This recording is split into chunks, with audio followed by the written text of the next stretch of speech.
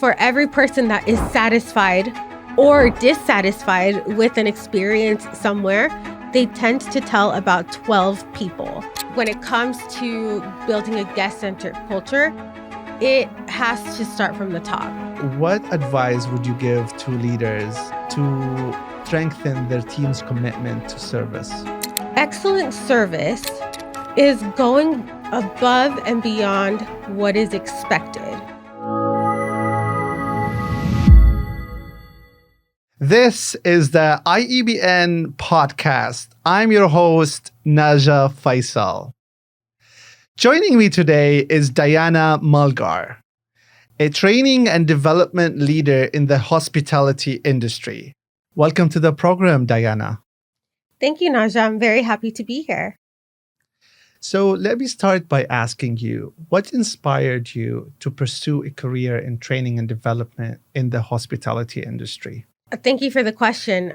When it comes to hospitality, I am a big proponent of ensuring that anytime I go somewhere, I want great customer service. And so when it comes to the hospitality and the hospitality industry, it's no longer just about the service or just about whatever it is that we're going to go do. So for example, if it's a doctor's appointment, it's not just to go see the doctor. We can go anywhere, but we choose it based off of the type of service that we're going to receive to see if it's truly going to be personalized.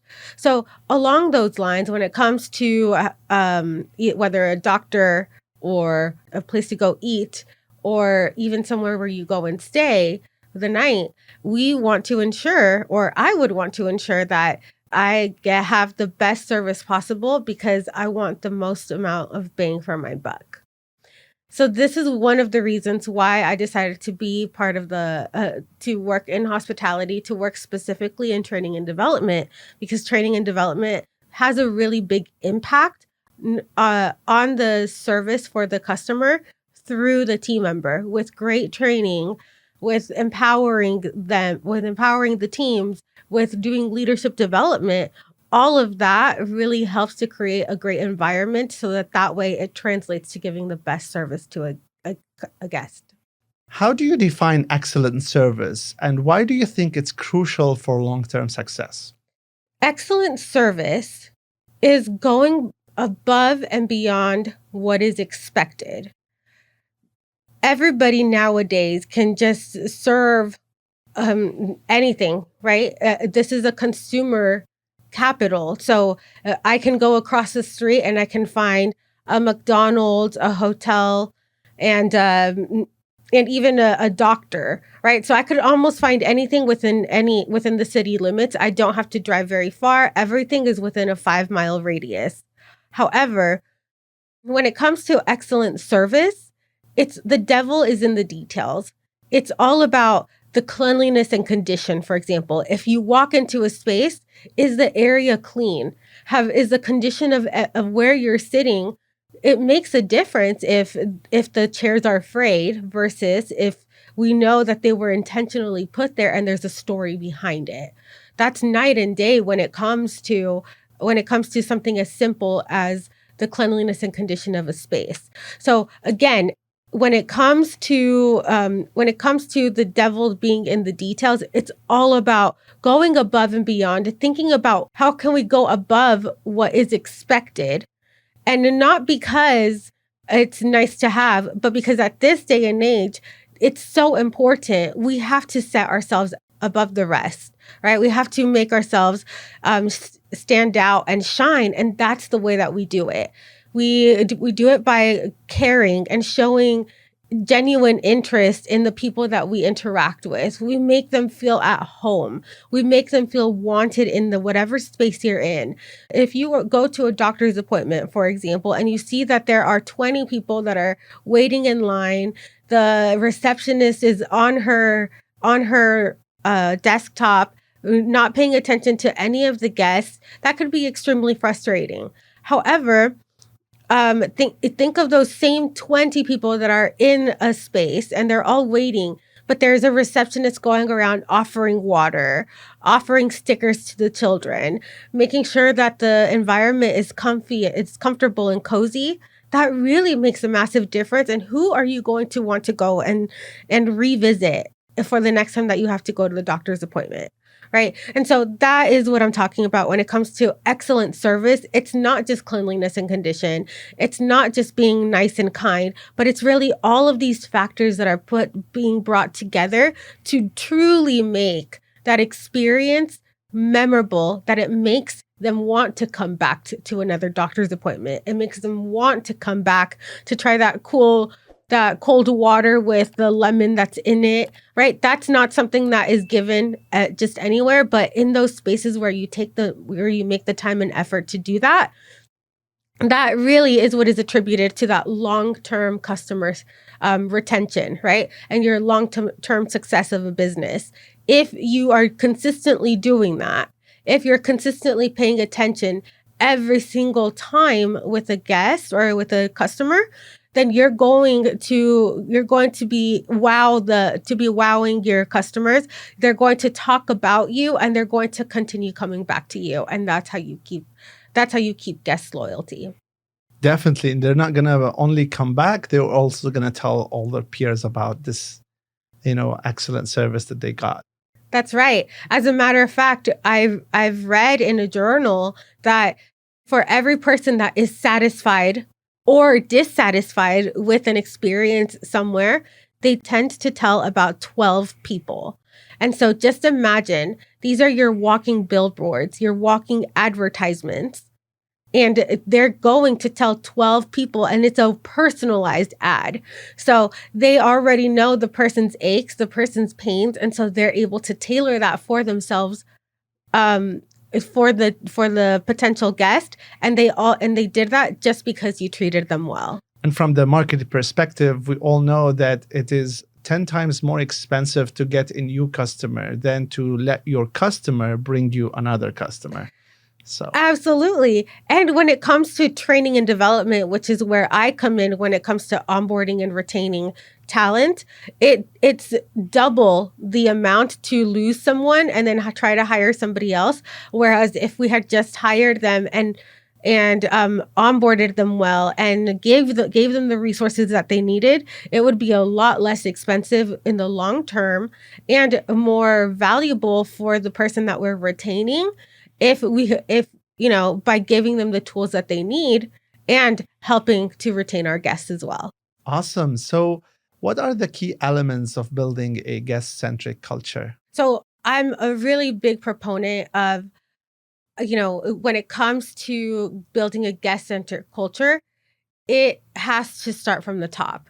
It must start from the top. If leadership is saying and just telling everybody, this is what the expectation is, this is what we need to do, then the team members, teams might follow it for a couple of times here or there whenever the leadership is passing by. However, if leadership the leadership team is really bought into this new initiative, or, when it comes to specifically this guest-centric culture, the team members need to be able to observe that their leaders are doing it too.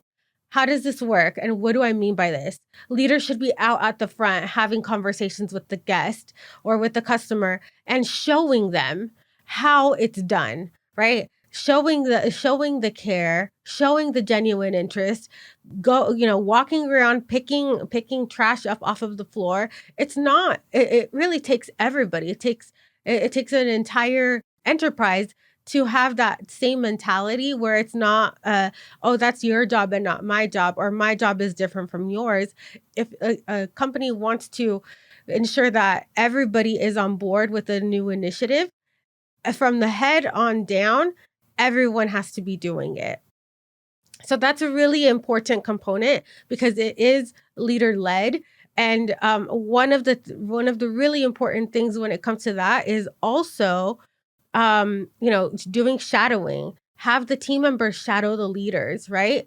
Do reverse audits. So that way the team members can see what the expectations are from the leaders, and the leaders are showing them how it's done, not just telling them how it's done, and not just creating a process or a standard operating guide on how it's done. They're tactilely showing them how to do it. And most people do tend to learn that way. Let me see you do it. Once I see what the expectation is, then I can do it as well.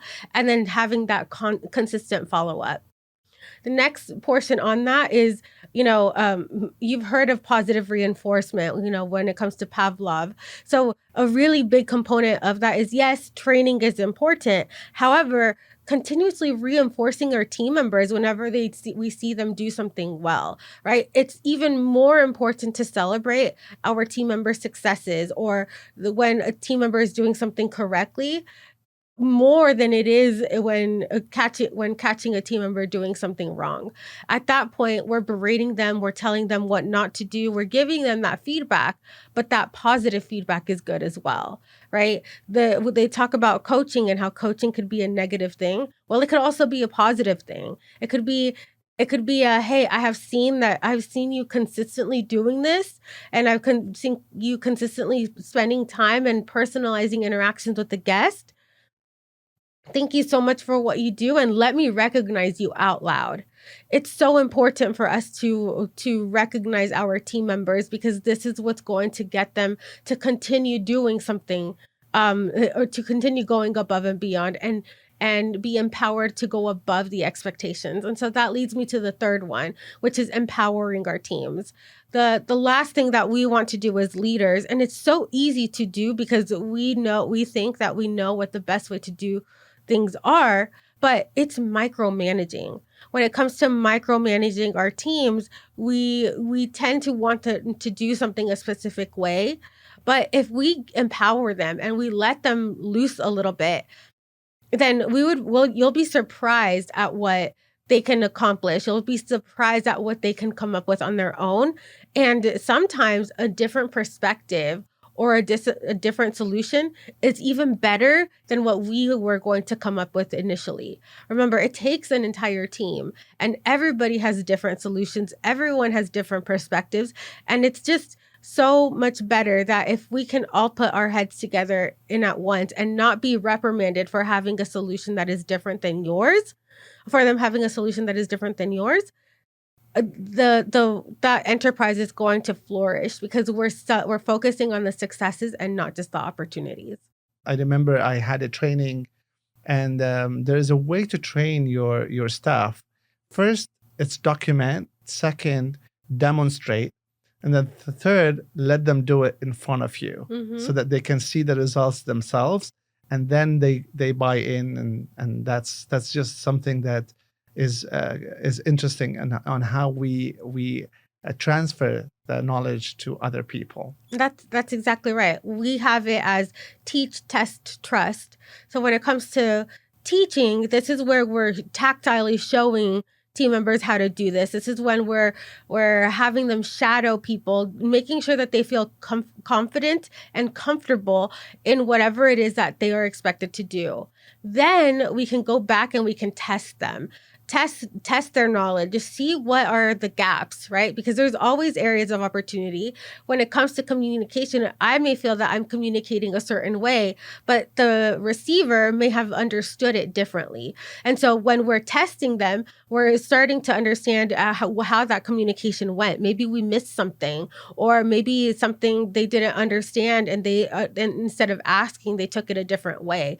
And so making it a safe space during that testing process where they can ask questions, they can make mistakes, we can correct them in a nice and kind and understanding and empathetic way, and then trusting them. So once they've done everything according to what our expectation is, once we have acknowledged that they have completed everything and that they're doing it correctly, now we can trust them to go out and teach somebody else. Right. And that's a big portion of the testing part as well, because if they can teach somebody else how to do it too, that's the best way to learn and retain something.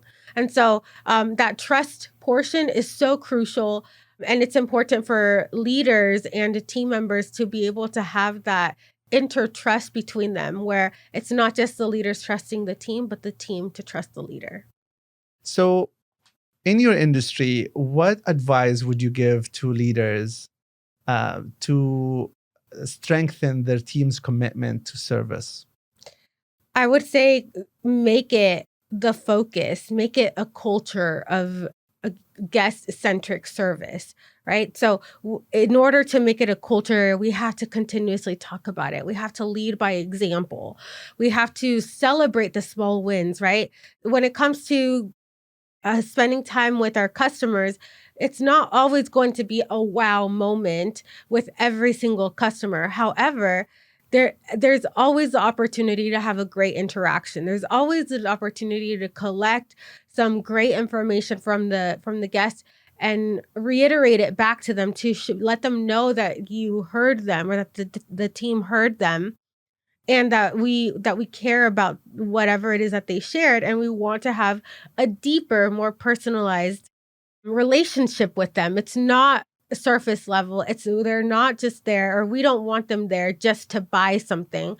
We want to ensure that when it comes to that guest-centric culture, we are going above and beyond from just the regular selling things and creating in those interactions and those guests for life, as we were talking about.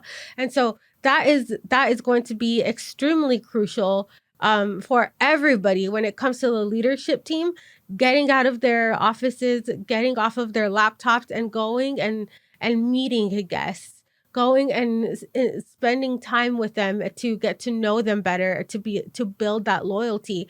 And that is going to incentivize the team. That's going to motivate the team to do that as well. Because if they see that their leaders are doing it, they're going to do it as well. The last thing that I wanted to talk about when it comes to building that commitment to service for our teams is having that continuous feedback. So allowing our teams to give us feedback, and then this in turn is going to build that trust so that we can give them feedback as well.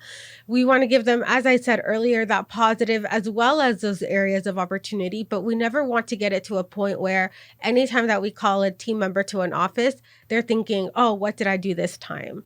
Right? So it's feedback is a gift. And the way that we can make it a gift is when they know that we are here for to ensure that we want the best for them, and to ensure that that they are going to be in a safe space, and also that they are able to give us feedback as well.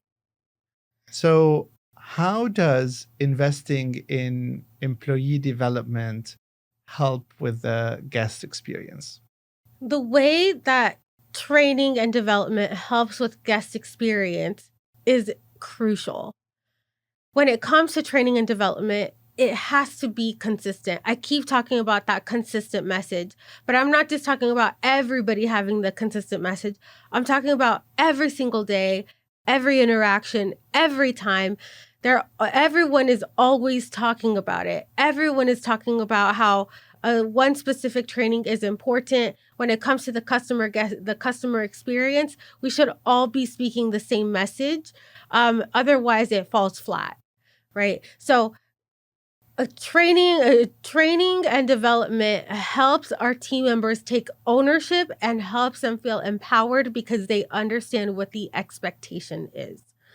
When I talk about ownership, is they have been given the tools and resources. They understand what the expectations are. They're getting celebrated and recognized and motivated to go above and beyond with this initiative of having that customer service, that customer service focus, right? And so when it comes to training, we can really curate sessions on and focuses for every month or every week, and having the same message across the different departments that makes whatever our focus is relevant to them. For instance, say having basic courtesy and manners, right? One department who tends to be a loose, more fun, maybe not as guest-centric department, this could be like the back of house cooks, for example. If we don't have the same conversations with them on being courteous and having manners, and we expect everybody in the front of in the guest-facing areas to have those courteous, to be courteous and have those great manners, there's going to be inconsistency, and it's going to cause confusion.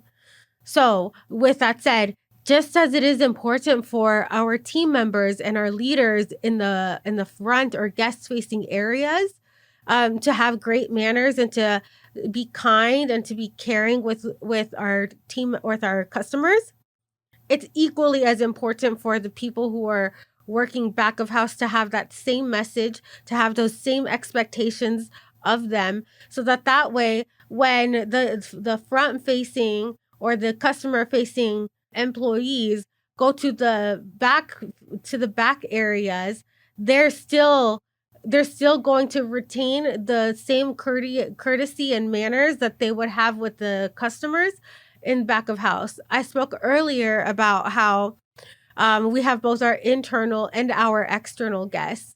Just because our team members are not paying for a specific service from us does not mean that they do not deserve respect, kindness, and for us to have great manners with each other. So this is what I was talking about earlier, having that culture. We're establishing that culture, that expectation across the entire enterprise or the entire organization, that everybody must be on board with this. Everyone is held to the same expectation, and there isn't any favoritism. There isn't any picking and choosing on who gets to and who doesn't get to do something, because now we're all on the same page and it doesn't create any confusion. It's very interesting you talk about courtesy and manners. So do you train people on courtesy and manners? I thought it's given. I thought it's part of like how you grow up and how you're raised by your parents. You'd be surprised in this day and age how many, we go around time and we have that, that mentality where we are expecting everybody to treat us well, right? There's almost that like mentality of expectation or instant gratification, or yes, it's just something that they expect, right? And so that in reality, that isn't the case at all. People have to put in the work and remember to say thank you. Remember to say please. Remember to be good and kind to one another. We take everything for granted nowadays, and so it's important during trainings and during the onboarding portion of whenever a team member is getting into a new role, for them to remind them that this is the expectation here. We are expected to use manners with one another. We are expected to treat each other kindly and fairly, and not to get into fights and not to point fingers at one another, but instead to work as a team, to have a team mentality. And that is not, you'd be surprised at how that doesn't come to our team members or to our leaders or to the enterprise. Doesn't come easily. It's something that has to be reminded. It's something that has to be worked on consistently. Otherwise, it'll fall by the wayside. Yeah, and especially if someone has a bad day, then, all the courtesy and manners will go away. That's exactly right. And that is what I like to tell my teams. We all have lives outside of the organization. We all have bad days. Sometimes our parents are sick. Sometimes our kids are sick and we haven't slept all night. Sometimes there's been an argument with your partner. It really could be a multitude of things. And so, but who are we, right? And it doesn't, once we are going through those doors, who are we to put somebody else in our team in a bad situation, or to curse at them, or to make their day a bad day simply because we had a bad day of our own? And it's easier said than it is done. And so this is why we have to continue reminding each other that respect is paramount. Kindness and patience with one another is so important.